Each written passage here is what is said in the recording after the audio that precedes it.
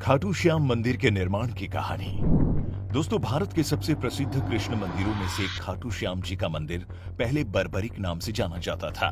ये मंदिर महाभारत के दानव को समर्पित है, इसीलिए ये कहना गलत नहीं होगा कि खाटू श्याम जी की जीवन कथा की शुरुआत महाभारत से शुरू होती है।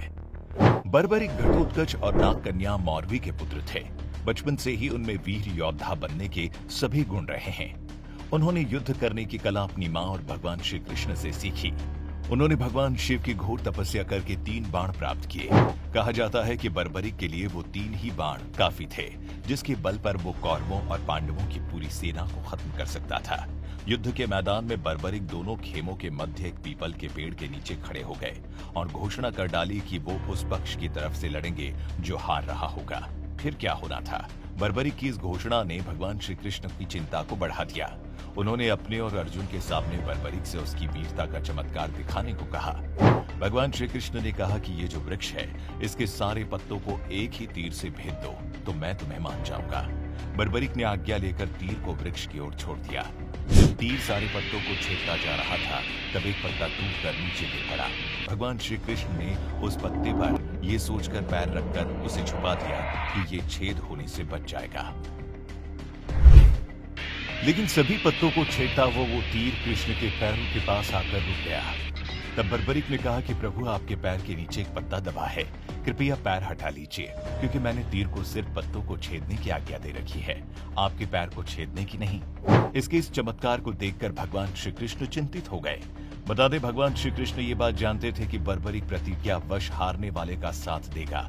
यदि कौरव हारते हुए नजर आए तो वो पांडवों के लिए संकट खड़ा करेगा, और जब पांडव बर्बरिक के सामने हारते नजर आए तो फिर वो पांडवों का साथ देगा। इस तरह वो दोनों सेना को अपने एक ही तीर से खत्म कर देगा। तब भगवान श्री कृष्ण को एक युक्ति सूझी और वो ब्राह्मण का भेष बनाकर सुबह बर्बरिक के शिविर के द्वार पर पहुंचे और दान मांगने लगे।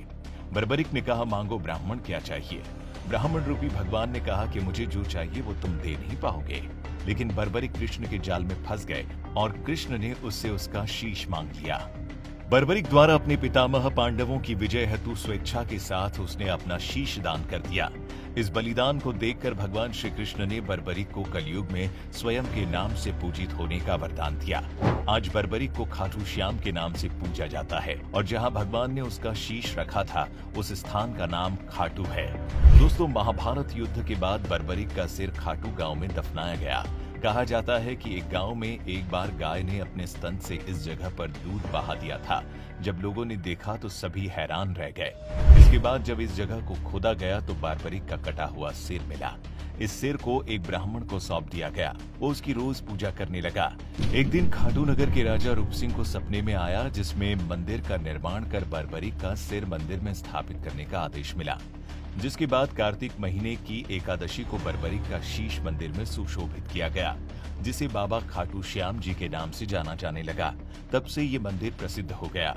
दोस्तों, खाटू श्याम जी न केवल भारत देश में पूजनीय है, बल्कि विदेशों से भी पर्यटक और श्रद्धालु खाटू श्याम के चमत्कार देखने और उनके दर्शन के लिए यहाँ आते हैं। वहीं खाटू श्याम जी के मंदिर के पास श्याम कुंड नाम का एक पवित्र तालाब भी है। मान्यता है कि इस कुंड में नहाने से मनुष्य के सभी रोग ठीक हो जाते हैं और व्यक्ति स्वस्थ हो जाता है। इसीलिए हर साल यहाँ लाखों श्रद्धालु इस पवित्र कुंड में स्नान करते हैं। दोस्तों, बाबा के मंदिर में फाल्गुन मेला सबसे बड़ा त्योहार होता है। ये त्योहार फाल्गुन के महीने में 5 दिनों तक मनाया जाता है। नियमित भक्तों और तीर्थ यात्रियों के अलावा कई संगीतकार उस समय बाबा श्याम के भजन और आरती गाने के लिए मंदिर जाते हैं। उस अवधि को निशयन यात्रा कहते हैं। खाटू श्याम जी के मंदिर में सर्दियों में सुबह 5:30 से दोपहर 1 बजे और शाम 4 बजे से रात 9 बजे तक दर्शन कर सकते हैं। वहीं गर्मियों में सुबह 4:30 से दोपहर 12:30 बजे और शाम 4 बजे से रात 10 बजे तक भक्त दर्शन कर सकते हैं।